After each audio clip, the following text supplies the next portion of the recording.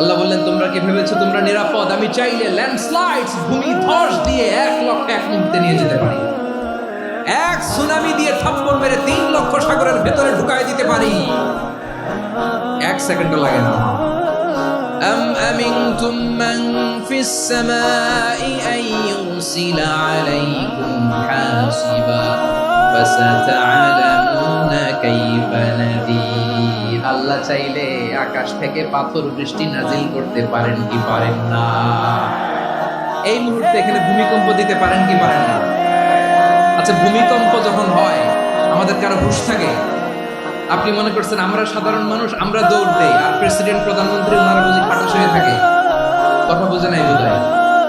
ভূমিকম্প, আর্থকোয়েক যদি হয়, বাঁচার জন্য আমরা কি করি? হয় খাটের তলায়, ডাইনিং টেবিলের নিচে, উপরে শক্ত কিছু আছে এটার নিচে, অথবা ঘর দিয়া দেও দৌড়। তো প্রধানমন্ত্রী উনি কি করে?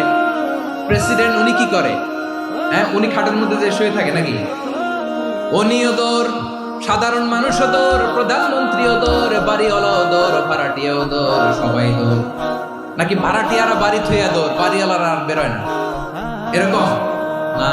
তাহলে যে কোনো মুহূর্তে ভূমিকম্প দিয়ে নাস্তানাবুদ করতে পারে কে? আমার প্রিয় ভাইয়েরা, আমরা নিরাপদ নই, আমরা তার দয়ায় বেঁচে আছি। কার দয়ায়?